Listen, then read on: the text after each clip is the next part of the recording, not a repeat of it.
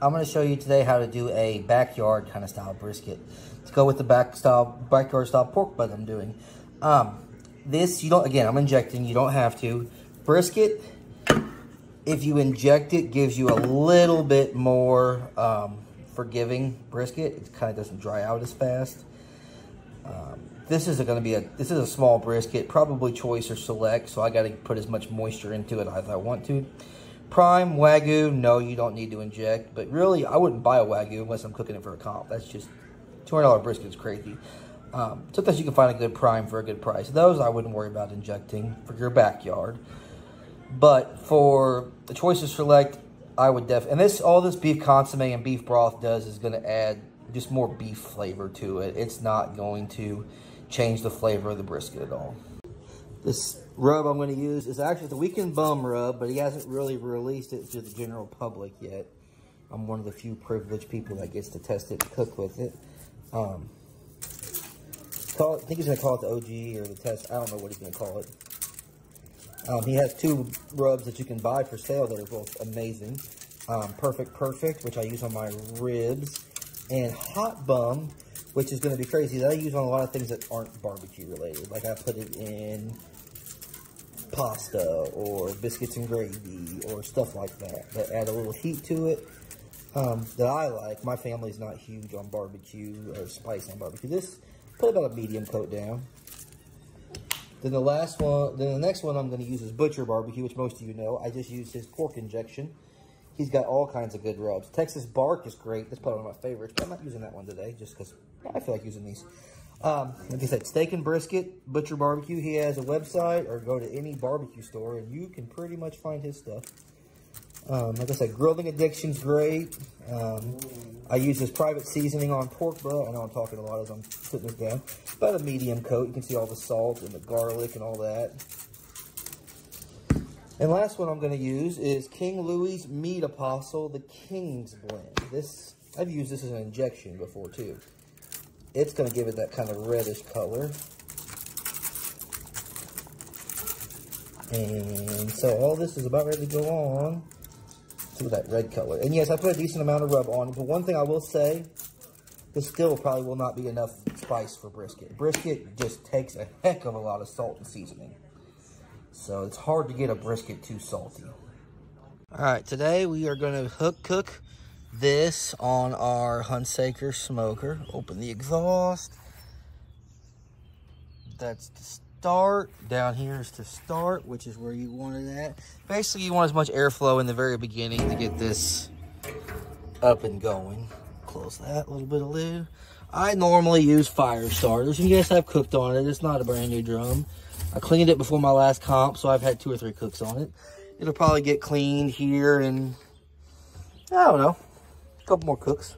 Or before my next comp, whichever comes first. So we're just going to light it. These are, you could use tumbleweeds. I don't remember where I got these from. It was a better deal than the tumbleweeds, so that's what I went with. I have a couple pieces of cherry in there for these pork butts. It don't matter really, the wood, cherry, apple, hickory. Hickory gives it a little bit more of a smoky flavor. Mesquite gets it real strong. My family's not a big fan of mesquite. Then usually what I'll do is I'll grab a couple pieces of charcoal. Kind of put them over those that are going. That way it kind of helps get some charcoal on top lit too.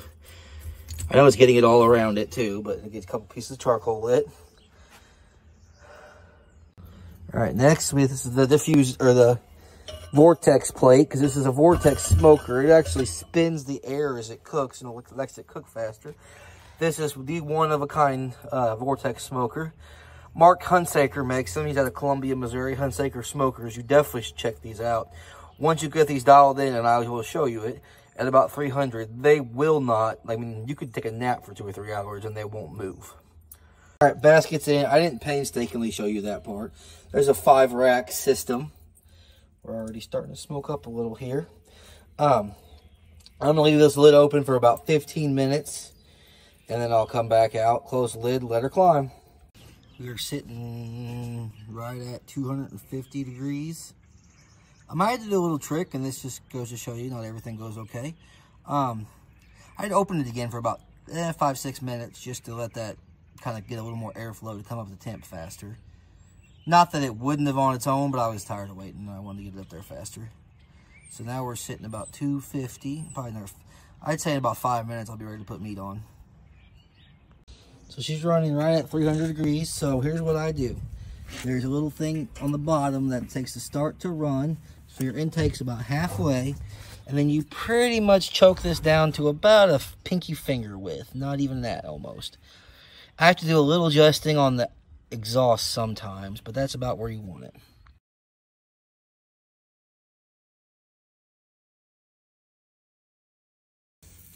Let's take a minute to appreciate these pork butts and the color on them. This is, oh my God, they look, got my brisket. Like I said, I'm doing 2 separate videos, one for the pork butts and one for the brisket, but I'm pretty happy with these pork butts so far. The color on these is crazy. All right, now I'm in the wrapping stage. Since it's a small brisket, it's about 190, 200, so it's not gonna take long to finish. Since I'm cooking hot and fast, they usually have a higher finishing temperature, so probably 214, 212, 215, something like that. Dump some of this broth in it, just to kind of keep it from drying out. And then I like to, this is Sofa King, which is actually my co-host Brian, his rub, and it's KC Twisted Texas Style Rub. It's actually one, I think, best chicken rub too. But it's really, it's a beef rub, and works good on chicken too.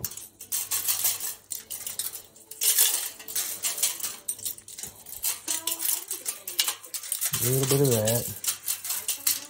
And then the beef broth, beef consomme mixture.